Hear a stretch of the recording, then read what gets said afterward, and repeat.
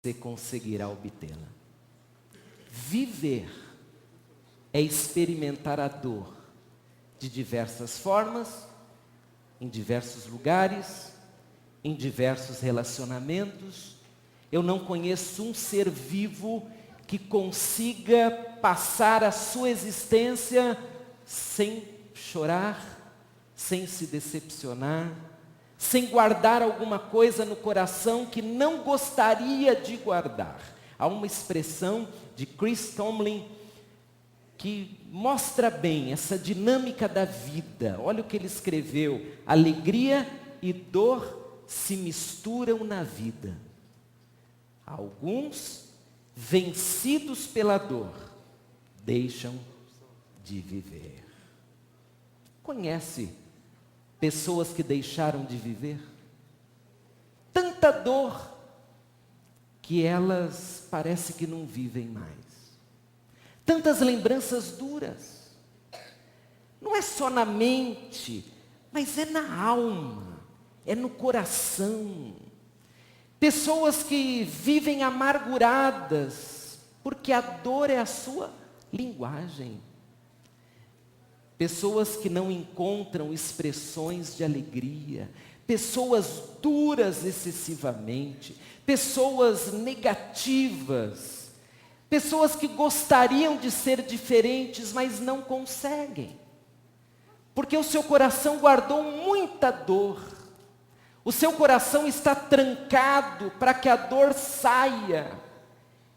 E a dor vai mexendo até com o corpo. Elas adoecem.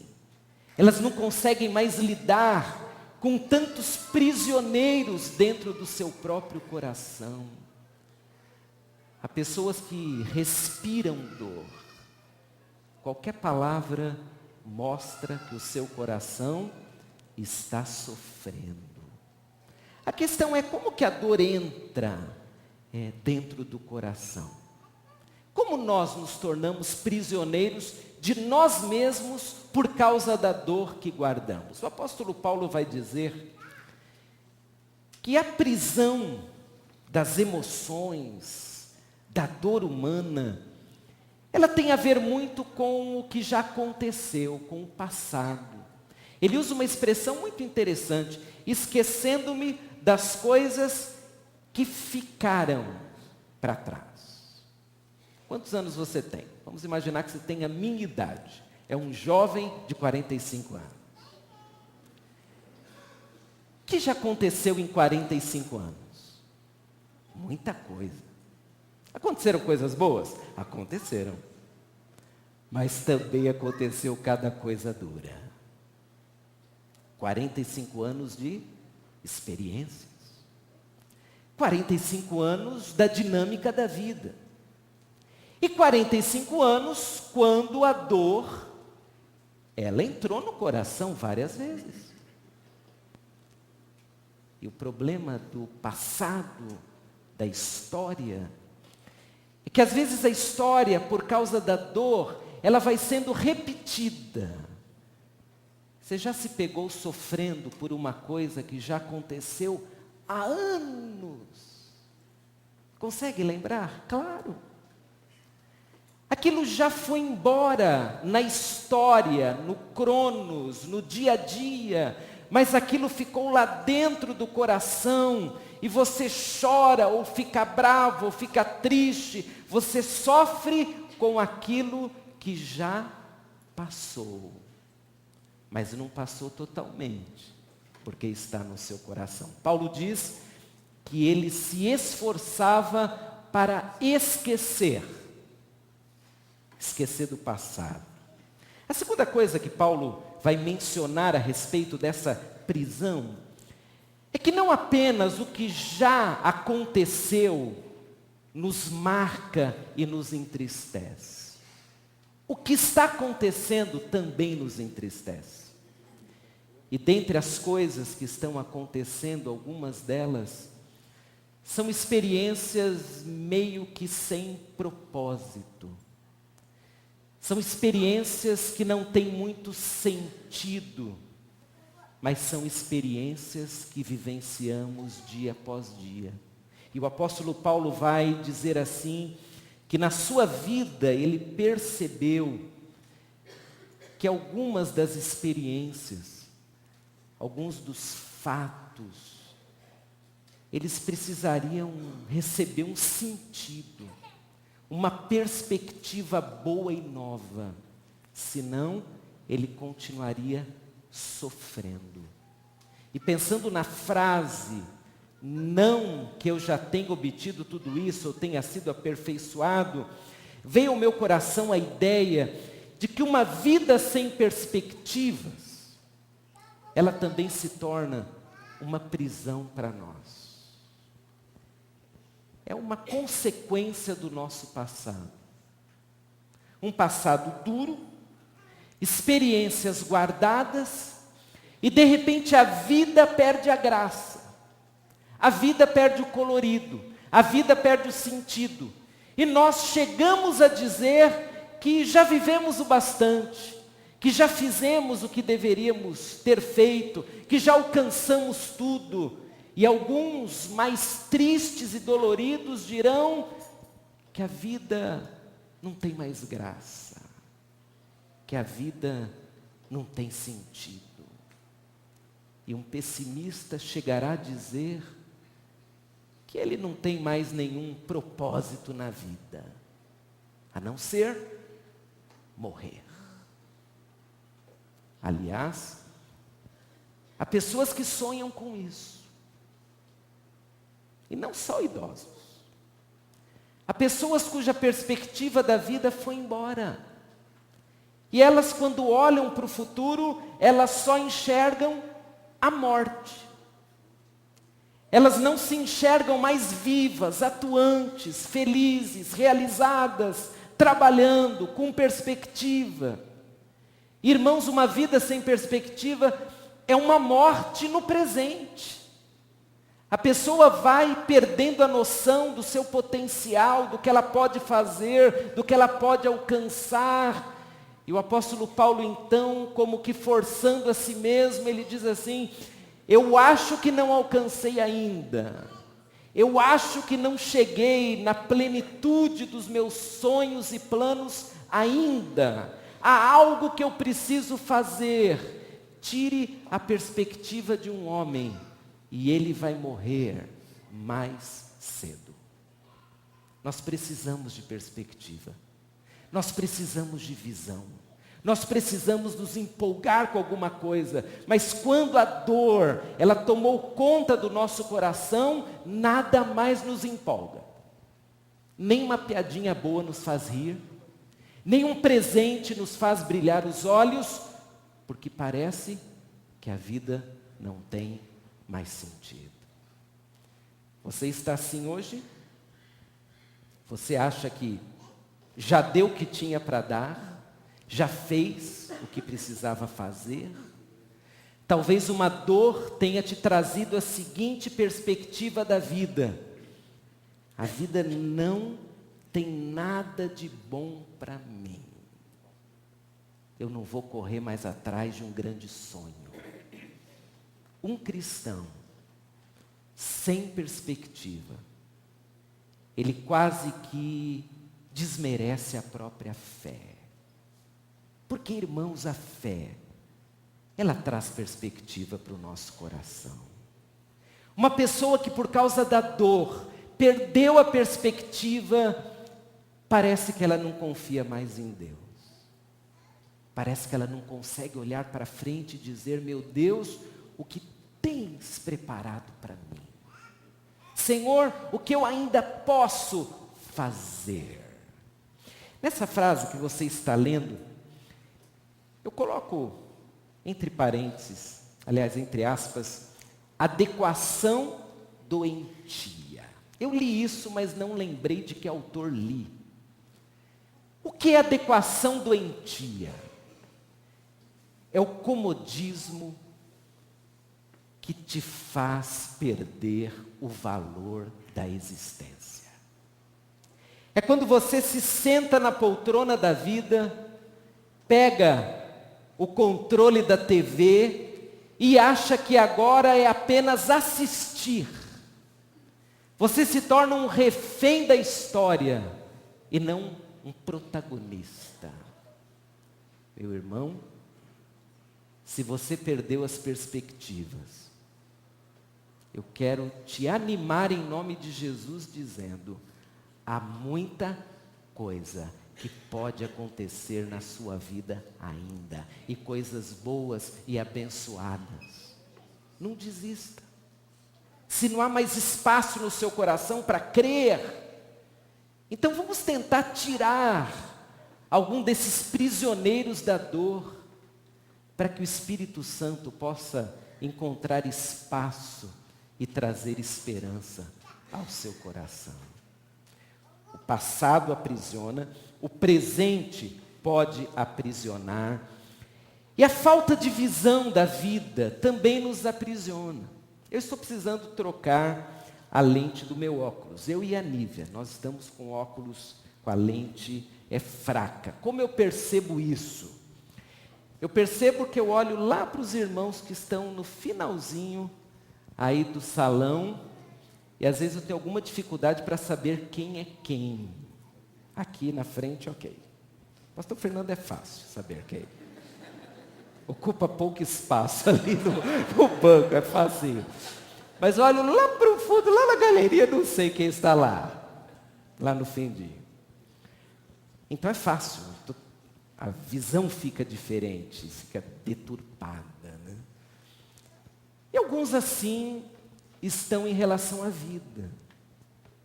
Eles não enxergam mais o que está acontecendo de bom, de abençoado. O apóstolo Paulo diz assim: olha, eu prossigo para alcançá-lo, pois para isso também fui alcançado. Paulo tem uma visão espiritual da vida. Ele acha realmente que Cristo Jesus, quando morreu na cruz por ele, Cristo deixou para ele um potencial de realizações, de possibilidades. Então ele vai dizer assim: eu prossigo, eu não parei, eu olho para a vida e eu percebo que Deus tem algo para mim. Você crê que Deus tem algo especial para você? Isso parece um chavão neocarismático, mas isso é uma verdade bíblica. Porque desde o Antigo Testamento, quando o povo de Deus estava em cativeiro e Deus chamou alguns profetas, como Isaías, por exemplo, a mensagem é a seguinte: eu tenho planos para vocês. Eu tenho planos. E de repente os profetas começaram a animar um povo que estava em cativeiro, que tinha feito uma série de coisas erradas, injetando nesse povo motivação e visão. Olhem para o futuro. Ainda é possível fazer. Vocês podem alcançar. Sigam firmes. Querido, nós precisamos olhar para a vida com os olhos da fé. Ter uma visão espiritual da vida. E ter uma visão espiritual da vida é incluir Deus na história e saber: eu ainda não alcancei tudo. Deus tem algo para me dar. Tem um projeto onde eu sou valoroso, importante.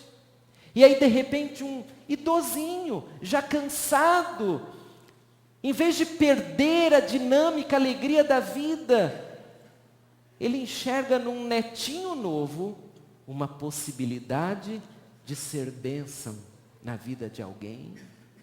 Ele enxerga numa tarefa pequena, se comparada àquilo que ele já fez, mas ele enxerga algo abençoado. Eu ainda posso servir. O passado aprisiona. O presente pode aprisionar. Um futuro sem visão também pode aprisionar você. Lembre-se, Jesus salvou você por um motivo muito especial. Não foi só para te levar para o céu. mas foi para te dar uma vida abundante, com sentido, para você tornar real o reino de Deus, para você ser bênção na vida de alguém, para você transmitir os valores da palavra de Deus, para você ser a imagem mais nítida da compaixão e graça através do Jesus que habita em você. Agora, como eu consigo me desvencilhar dessa prisão do passado, ou de uma vida sem perspectiva, ou da falta de visão espiritual? Paulo vai dar algumas dicas. Na verdade, ele vai nos motivar a abrir esse portão, para sair a dor, para sair aquilo que está te bloqueando espiritualmente, emocionalmente, até fisicamente, e vai permitir que você agregue coisas boas e abençoadoras no seu coração. A primeira coisa que o apóstolo Paulo sugere e nos motiva: tenha perspectivas novas. Tenha perspectivas novas. Irmãos, não penso que eu mesmo já o tenha alcançado, mas uma coisa eu faço: eu me esqueço das coisas que ficaram para trás e eu avanço para as que estão adiante de mim. Qual é a nossa perspectiva natural em relação à história? Nós costumamos olhar para trás e olhar apenas para o hoje, para o presente. Algumas pessoas nunca olham para frente. Elas vivem olhando para trás. O que já conquistaram, o que sofreram, o que ganharam. Na balança da vida, aquelas antigas, as coisas boas e abençoadas perdem peso para as experiências duras da vida. Aí você encontra uma pessoa com 50, 60, 70 anos, dizendo assim: lá quando eu tinha 10 anos de idade, eu sofri tanto, e a vida não tem mais graça para mim. Qual é a perspectiva? O passado, o que já aconteceu. A dor está no coração em nome do passado. Mas o apóstolo Paulo diz assim: eu estou fazendo um exercício. E o exercício é o seguinte: eu criei uma perspectiva nova. Eu estou tentando esquecer, eu estou tentando superar. Eu estou olhando a vida com novos olhos. E de repente, com uma perspectiva nova, o apóstolo Paulo é capaz de escrever essa carta, mesmo já tendo sido açoitado, preso, expulso. Ele tem uma perspectiva nova. Qual é a nossa perspectiva? Ou melhor, qual é a idade da nossa perspectiva? A perspectiva deveria sempre ser um bebezinho, recém-nascido, que a gente segura nos braços, olha para ele e diz: que potencial! Poucos meses, que potencial! Ele vai viver muito, esse menino vai ser uma bênção, essa menina vai realizar muito. Assim deveriam ser as nossas perspectivas da vida, sempre novas. Mas o senhor não sabe o que eu já passei. Bom, eu não sei o que você já passou, mas o que você pode passar daqui para frente? O que pode acontecer daqui para frente? O que você pode realizar daqui para frente? O que Deus pode fazer daqui para frente? Isso é perspectiva nova. Mas além de perspectiva nova, o apóstolo Paulo diz assim que nós também precisamos encher o nosso coração com um anseio novo e real de fazermos algo para o nosso Deus. É o que ele diz.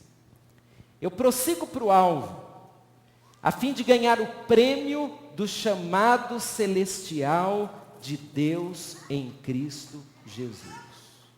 ganhar o prêmio do chamado celestial. Teologicamente, esse verso às vezes sugere algumas ideias equivocadas, como, por exemplo, a salvação por mérito pessoal, né? A busca da salvação pelos esforços. Mas o apóstolo Paulo, por certo, não estava pensando nisso. O que ele estava pensando é que ele, como alguém que conheceu Jesus e entregou-se a Jesus, ele passou a ter anseios diferentes na vida.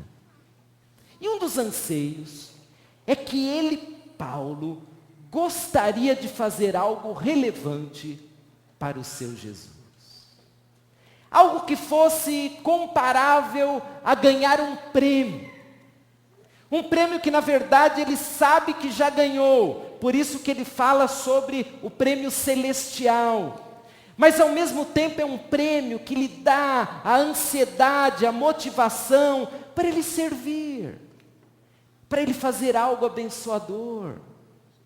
Irmãos, se nós tivéssemos esse anseio de agradarmos, de servirmos, de honrarmos mais o nosso Deus, nós conseguiríamos ao pouco tirar do nosso coração uma série de mágoas e uma série de dores.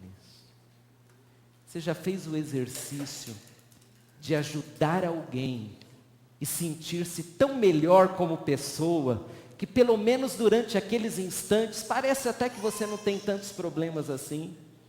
Você já passou por isso? Eu já. Eu acho que você também. A gente vive uma situação na vida, uma situação difícil, uma situação complicada, e aí de repente nós encontramos uma pessoa com a situação pior que a nossa, e nós em nome de Deus ajudamos aquela pessoa, e parece que Deus mexe com as nossas prisões de dor, e a dor do outro ameniza a nossa própria. E de repente você diz: que bênção foi ajudar aquela pessoa, e eu fiz isso porque eu sei que Deus quer que eu faça. E foi tão bom realizar algo que no final foi uma bênção para mim mesmo. É interessante que talvez como uma estratégia diabólica, o inimigo nesses últimos tempos tem cultivado em nós um egoísmo cristão. Nós não temos muito anseio em agradar a Deus, nós temos anseio em usar Deus para que sejamos nós mesmos beneficiados. Já percebeu isso? Nossas orações começaram a ser mais egoísticas, nós falamos muito em nós queremos muitas coisas para nós, queremos satisfação, queremos alegria garantida, queremos tudo de bom para nós. Aí o apóstolo Paulo diz assim: eu pensei diferente, e eu cheguei à seguinte conclusão: eu quero fazer algo para o meu Deus. Eu quero como que conquistar um prêmio. É como se estivéssemos passando por um teste, e eu quero ser aprovado. Eu quero ser uma bênção. Eu quero que Deus me limpe por algo que, em obediência a Ele, eu vou fazer, e isso vai ser um bem para mim mesmo. Qual foi a última vez que você se empolgou em fazer algo para o seu Deus? E aquilo te empolgou tanto, te alegrou tanto, que te trouxe uma realização, uma alegria. E naquele momento é como que se a prisão abrisse um pouquinho e a dor parece ser amenizada pelo sorriso de alguém a quem eu pude ajudar em nome de Jesus. Quem sabe, por saber que alguém naquela noite foi dormir sem fome, porque eu cumpri a minha missão de repartir. E aí, em vez de dureza, ou angústia, ou amargura, eu senti alegria, porque eu fiz o que devia fazer. Eu ganhei, pelo menos naquele dia, um prêmio, o prêmio de ser um cristão. Mas o apóstolo Paulo continua, e agora nós vamos concentrar a nossa atenção nessa frase, avançando para as que estão adiante. E para mim, essa frase tem tudo a ver com esperança. A prisão da dor é aberta quando a esperança chega. Onde está a esperança nessa frase? Em tudo. Porque esperança tem a ver com o futuro, tem a ver com avanço, tem a ver com sair de onde estamos para outro lugar onde podemos chegar. E como chegaremos se não pela fé e com a esperança? Irmãos, a esperança é muito motivadora. A esperança fortalece o nosso coração. A esperança nos dá força para fazermos coisas que nós cremos não podermos fazer. Mas Deus, Ele como que injeta esperança em nós. E a semelhança de Paulo, nós começamos a prosseguir. Nós saímos do lugar. Nós vencemos o passado. Nós começamos a cultivar a novidade da vida em nome da esperança. Esperança tem a ver com avanço. Esperança tem a ver com superação. Esperança tem a ver com novas possibilidades. Esperança tem a ver com a experiência de um homem como Paulo, que está dentro da prisão, mas está livre. Aquelas paredes são um detalhe. Paulo está livre para falar sobre esperança, Paulo está livre para falar sobre perdão, Paulo está livre para falar sobre fé. Enquanto outros, andando pelas ruas, estavam aprisionados pelo passado, pela angústia, pela tristeza. Prosseguir para o alvo tem tudo a ver com esperança. Tudo. Você parou na vida por causa da dor, por causa da lembrança, por causa da frustração, porque você foi desagradado, porque você talvez tenha entrado no caminho da discordância. Meu querido, encha-se de esperança para enxergar um mundo onde a graça de Deus se manifesta, começando por você. Há esperança para nós, a possibilidade de avanço, a possibilidade de vencermos essa prisão que vai criando um mundo tão ruim e o substituirmos por um mundo bom. E aí você vai dizer: que mundo é esse? Não é o Brasil, por favor.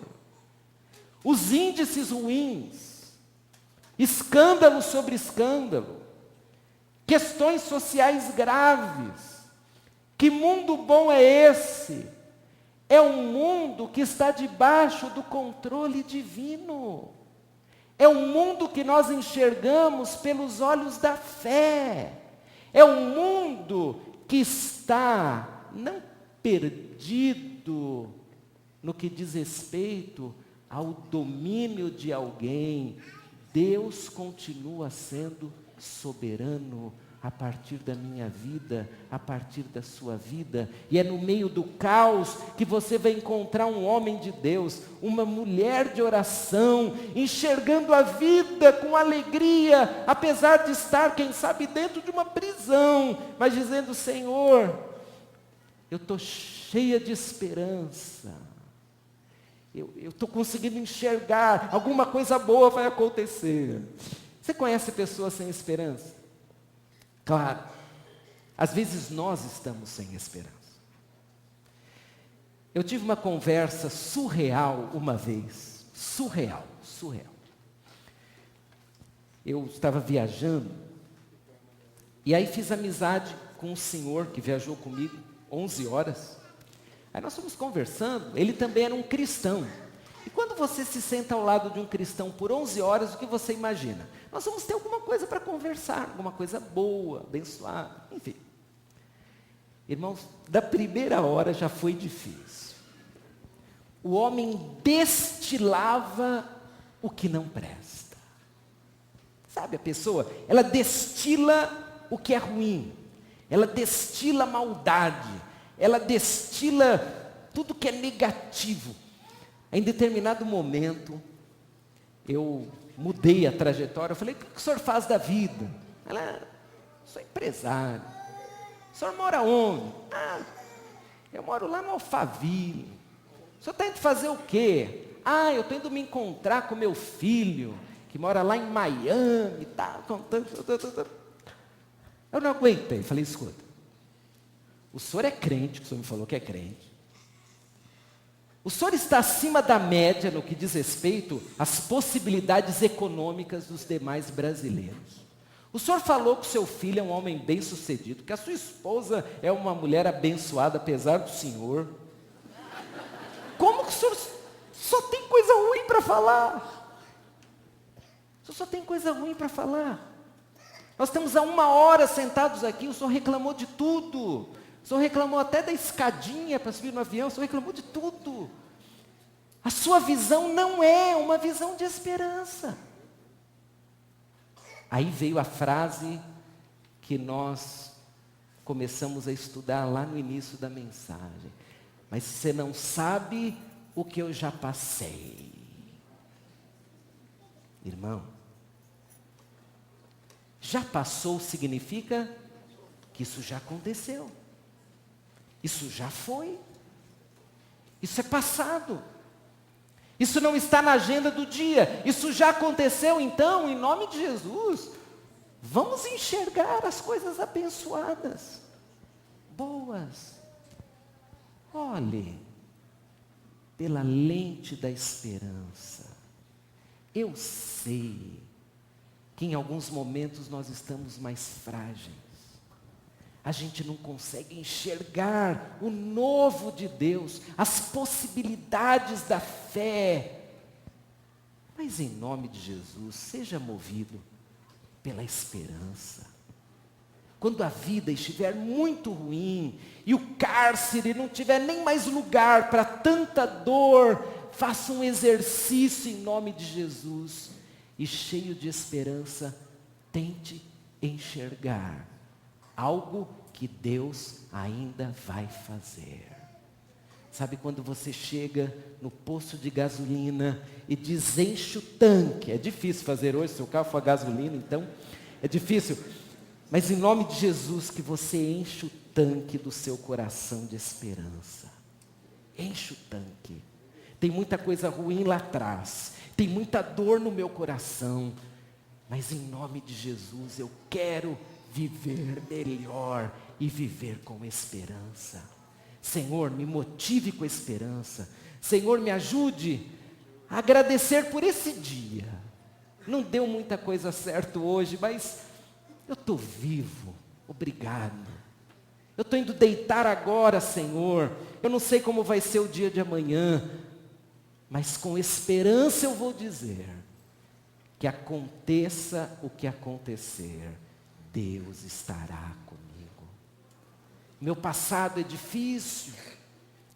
Você não sabe o que aconteceu comigo. Mas eu sei que outras coisas poderão acontecer. Para que em nome de Jesus, essa prisão que tem abrigado as suas dores há tanto tempo, ela se abra para que o novo de Deus e a esperança da graça de Jesus inunde sua vida e te dê novo sentido para viver. Vamos orar. Feche seus olhos. Senhor,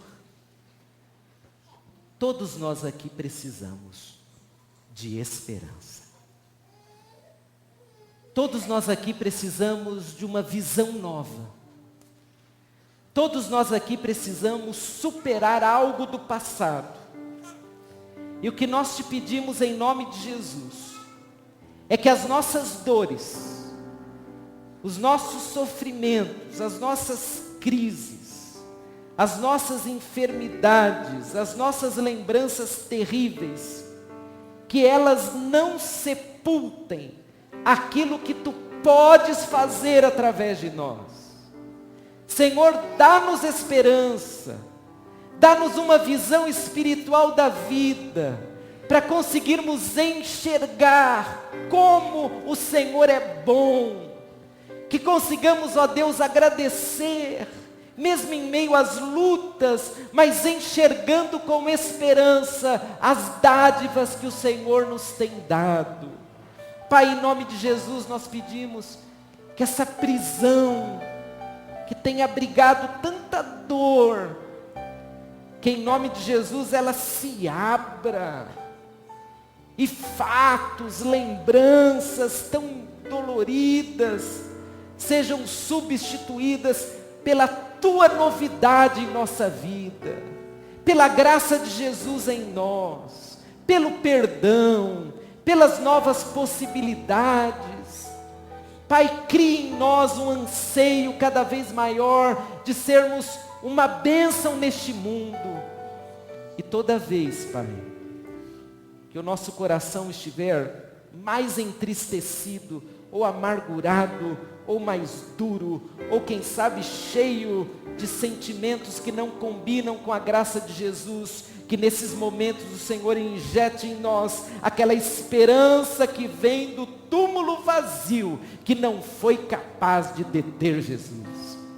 Ajuda-nos, Senhor, a nessa hora renovarmos a nossa esperança, e que pela graça de Jesus sigamos em frente, firmes e cheios de esperança. É o que te pedimos, em nome de Jesus. Amém. Amém. Que Deus te dê muita esperança. Vamos louvar o nome do Senhor.